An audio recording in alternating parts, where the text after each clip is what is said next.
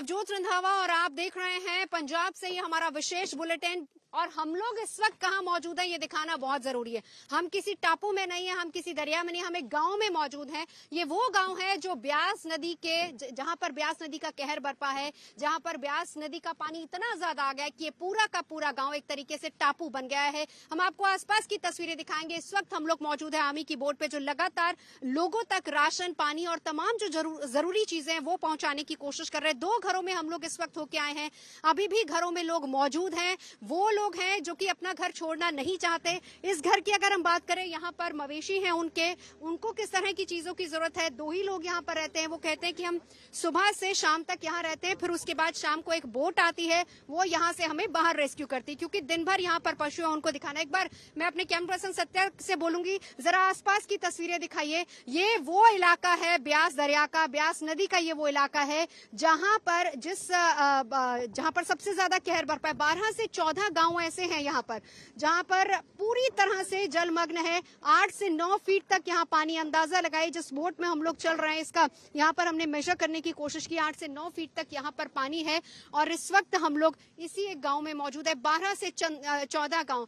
Veterinary doctors army की इस boat पर मौजूद है, डॉक्टर्स मौजूद हैं। जिस भी तरह की जरूरत है, जो भी फैसिलिटीज आम लोगों को, जनता को चाहिए, जो लोग अपने घरों में हैं, जो अपना घर नहीं छोड़ना चाहते, उनके लिए ऐसी आर्मी की 2 बोट्स हैं। इसके अलावा यहाँ पर पका हुआ खाना है, ड्राई फूड यहाँ पर मौजूद है, पैकेट्स मौजूद है, दूध के पैकेट्स मौजूद है, क्योंकि बहुत सारे ऐसे घर हैं जहाँ पर इस वक्त छोटे बच्चे भी मौजूद है। उनको किस तरह की चीजों की जरूरत है वो सब हम लोग आर्मी की इस बोट के साथ चलते हुए उन तक पहुंचा रहे हैं। अब इस घर में हम लोग पहुंचे थे। जरा ये पीछे की तस्वीर देखिए। अब इसके बाद एक बार फिर से जरा कैमरा घुमा के दिखाइए कि एक छोटे छोटे डेरे हैं इन खेतों में जहां पर लोग रहते हैं, बाहर निकलना नहीं चाह रहे हैं। और वो दूर दराज का अगर दूसरा घर आप देखेंगे तो वहां पर अब हमको जाना है। आप इस तस्वीर को देखकर अंदाजा लगाइए कि क्या ये कोई गांव है, अंदाजा आप लगा सकते हैं, या फिर ये एक दरिया है, एक टापू है जो टापू में तब्दील हो चुका है। बाढ़ ने ऐसा कहर बरपाया है। ये ब्यास दरिया है, ब्यास दरिया का कहर यहाँ पर बरपा है।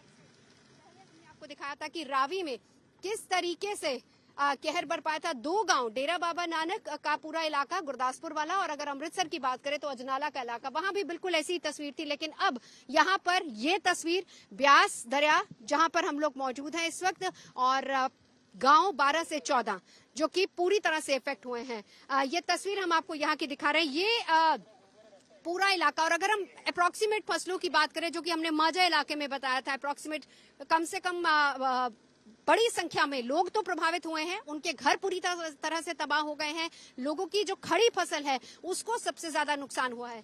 वेटनरी डॉक्टर्स हैं, महिला डॉक्टर्स भी हमारे साथ है। मैडम, यहाँ पर कितने और गाँव ऐसे हैं जहाँ पर स्थिति इस वक्त ऐसी? मैम, अप्रोक्सीमेटली 16 जो विलेजेस हैं जो इस फ्लड से अफेक्टेड हैं, और लोग अभी भी अपने घरों में हैं।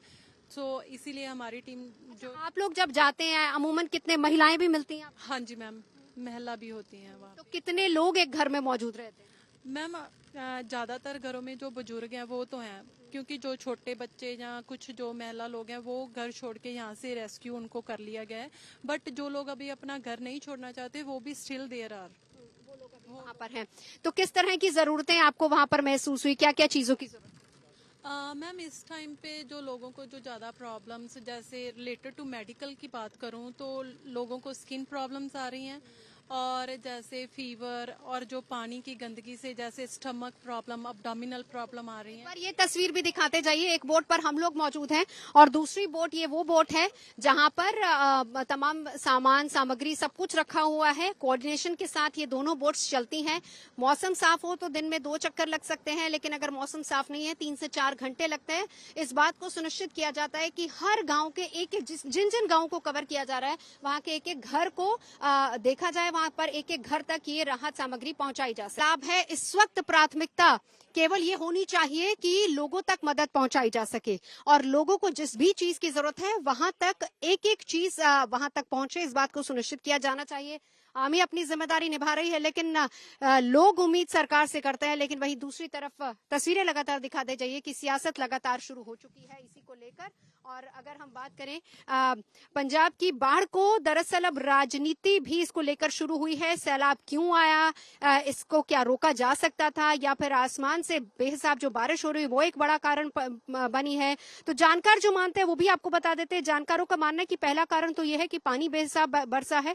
पंजाब में पिछले 25 साल में सबसे ज्यादा बारिश हुई है। सिर्फ अगस्त के महीने की अगर बात करें तो 254 मिलीलीटर बारिश औसतन से 74% ज्यादा हुई। और दूसरा सबसे बड़ा कारण जो है वो ये है कि ऊपरी पहाड़ों में ज्यादा बारिश हुई है। सतलुज, ब्यास, रावी जैसी जो नदियां हैं खतरे के निशान को वो पार कर गई, जिस वजह से नदियों में उफान आया और किनारे के तमाम गांव पूरी तरह से जलमग्न हो गए। और तीसरा सबसे बड़ा कारण ये है कि बांधों से पानी छोड़ा गया और कम वक्त में ज्यादा पानी छोड़ा गया। डैम में भी पानी ज्यादा था, लबालब हो रहे थे डैम। मजबूरी ये थी कि पानी छोड़ना था और इस वजह से तमाम इलाकों में पानी छोड़ा गया। चौथा बड़ा कारण यह है कि शहरी इलाकों में जल निकासी का कोई साधन ही नहीं था, जो कि बाढ़ का एक बड़ा कारण भी बना। और पांचवा कारण ये रहा कि नदियों से लगते बाढ़ वाले मैदानों पर बड़े पैमाने पर अतिक्रमण, ये सबसे बड़ा कारण, ये पांचवा कारण है, जहां पर आबादी हो गई, जिस वजह से इन इलाकों में पानी सोखने की जो क्षमता है वो कम हो गई।